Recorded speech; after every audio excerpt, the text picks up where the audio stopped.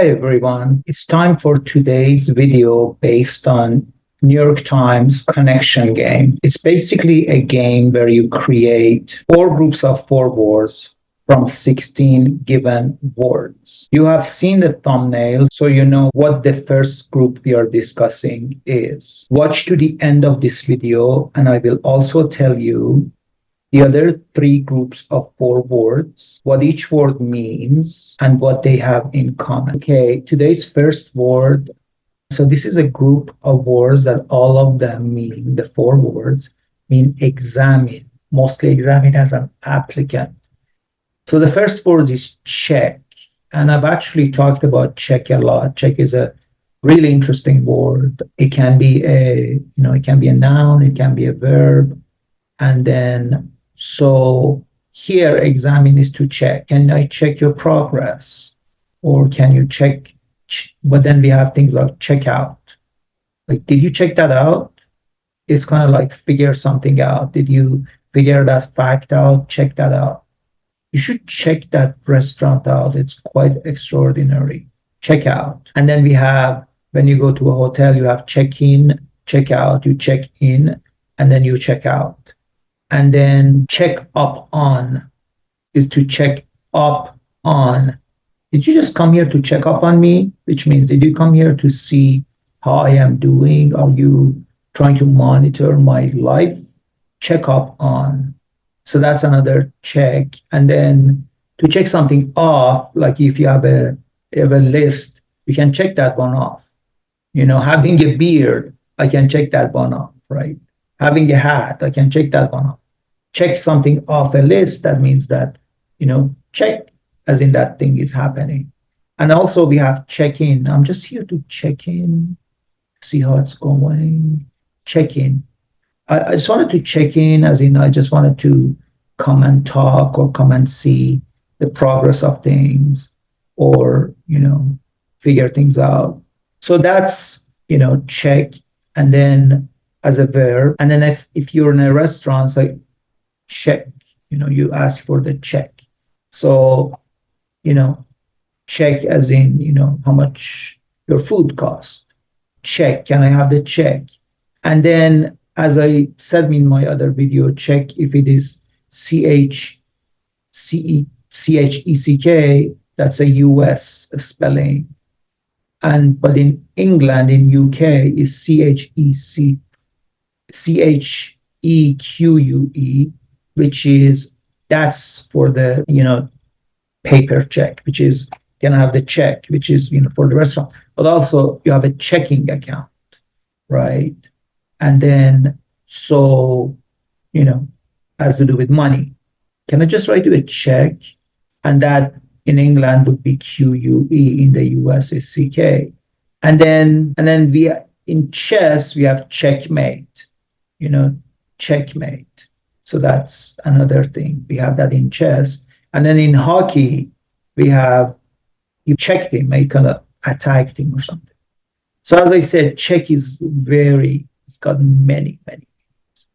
Another word that means examine, another word for it is review. So you review somebody. And as I said, it's just examine as an applicant. So did you just review his progress? And so review is like means kind of looking at something and review, right? View and review. And then can I just have a review of this, as in what is going on? Can you give me a review? The reviews are in. The movie didn't do too well. So review as in, critique. So somebody critiques that, somebody writes that thing, a review. So review, and then, so to review and the review, right? Can you review this? As in, can you critique it? Can you tell me? So, but as I said, you can check that as a person, but also upon review, I am not sure I'm going to buy this house. Review as in examination, right? But then, as I said, review could be, the reviews are in, and they played it really well. So, and then the next word that can mean examine can also mean screen, Now, screen is a very interesting word, and I've actually talked about screen a long time ago in videos, like probably the first video, because screen, it means, here means examine, which is interesting because you're screening candidates, right? You're screening applicants. So the same way that you screen your calls, right? So the same way, so kind of screen means to keep things out, right? So that's the verb to screen. So sunscreen, right? So you put sunscreen so you don't get sunburn. Or, you have a screen on your door so mosquitoes don't come in. And then you screen your calls so you don't get unwanted calls. And then screen candidates. Did you screen candidates to see who's the right person? So that's, again, examine. So screen. So that's to keep things out. But screen is interesting because the same screen that means keeping things out, keeping people out. You can screen a movie. This is the screening of my latest movie. Screening. So that comes actually from the word screen, which the word screen, the noun screen, is like your computer screen, right? Screen is a flat surface, and a mirror is a type of a screen. Your monitor is a screen. So therefore, you have screening the movie and movie screen, and then when you go to theater, that's got a name. They call it silver screen, right? That's because it's whatever, it's expression, silver screen. But then for the TV or for your computer or something you watch at home, it's a small screen, right? Don't watch this on a small screen. You have to go to the theater, see it on the silver screen. And then finally, the word that has examine for an applicant, it means to vet, V-E-T. Now, vet, don't confuse it with wet, which is W-E-T, and wet means, not dry, but vet, V-E-T, has a lot of meanings. To vet somebody, did somebody vet you, or it's another word for it was vouch for somebody. But this source or this person or this medicine or this drug is highly vetted, as in it's been thoroughly examined, right? Examined, reviewed, checked, vetted. So to vet means to examine, to check, to review, to vouch for. That's to vet. But then we have the noun vet, and that could be short for veterinarian, which means an animal doctor. That's a vet. Oh, my cat was, throwing up too much mucus or whatever. And so I had to take it to vet. Vet, that's short for, if I can say that right. But then it can be short for veteran. And veteran, usually in the US, the vets are the ex-army people, ex-military people who, went to Vietnam and now they're back. They're vets. And then, but also vet in general means somebody who's experienced in something. So he's a vet, as in he's done this work, like he's a professional, right? He's a vet, he's a veteran. So veteran in that sense means somebody with experience. So these were the words for examine, check, review, screen, and vet. Hey there, friend. Nice to meet you. I am Hamid. Sorry for the interruption. If you are enjoying this video and are looking to take your English fluency and vocabulary to the next level, I've got something special for you. I offer personalized one-on-one coaching sessions tailored to your unique goals and interests. Whether you're focusing on grammar, vocabulary, pronunciation, or all around communication skills, I'm here to help you master English in a way that's fun and effective. Ready to elevate your English? Click on the link in the description below to book your session with me today. Let's embark on this journey to English mastery together. Don't forget to like, share, comment, and subscribe for more tips and tricks on mastering English. This next group of words all mean foolishness. One of them is absurdity. Absurdity, now absurd, don't be absurd. Absurd means kind of hard to understand, very weird. So that's absurd. So foolishness can be absurdity. It's like this is a really absurd suggestion, to solve the fact that you're hungry, you should not eat for 3 days. Like, what? That's absurd. Don't be absurd. Stop being absurd. So absurdity means to come up with something foolish. Folly. And then that's, again, foolishness. So it's like, there is a folly in your ways, as in the way you're doing things is not quite right. There is a folly there. I think that was my folly. That was my error. That was my foolishness.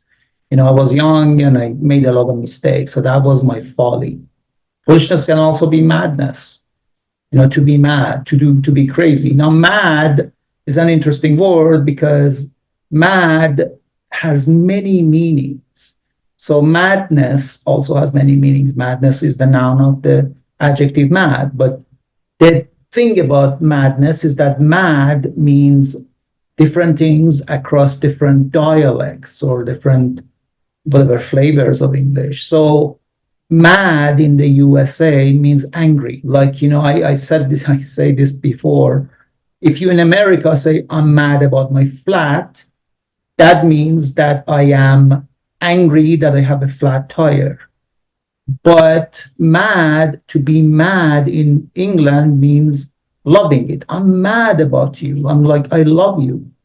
And so if I say in England, I'm mad about my flat, means I desperately, deeply love my apartment, right? So madness, craziness can be, can also be just really being in love with something. I'm mad about you. I'm mad. Now, the thing is that you are mad about somebody. That means that you love them, but you mad at somebody, that you're angry at them.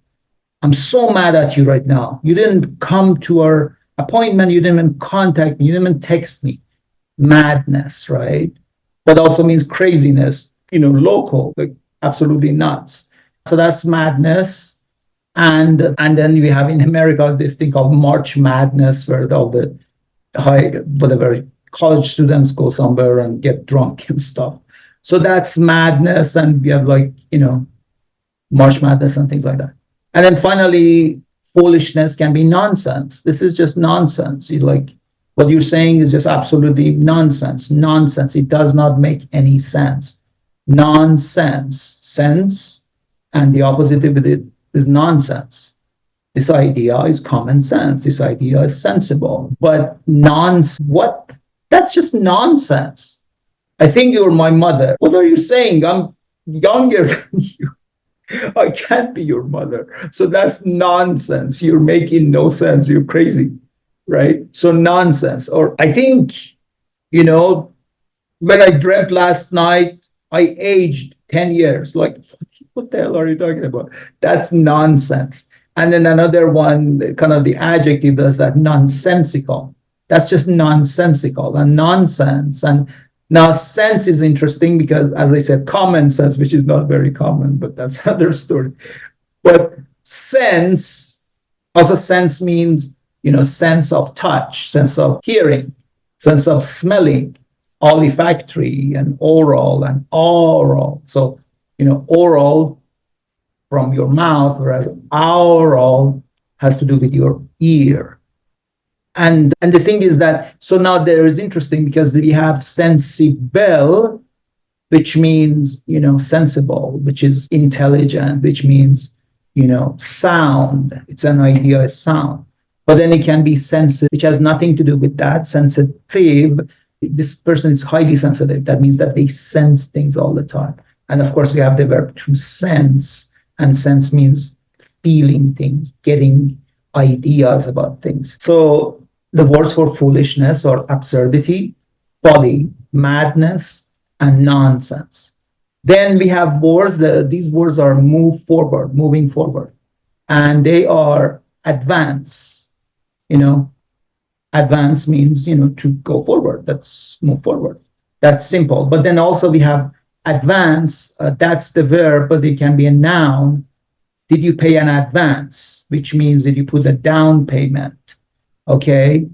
So advance is, usually about progress, but in terms of that, and then advanced means that, this is an advanced class. You don't say this is advanced class, you say advanced. I need to go to the advanced level. So you need to use the adjective.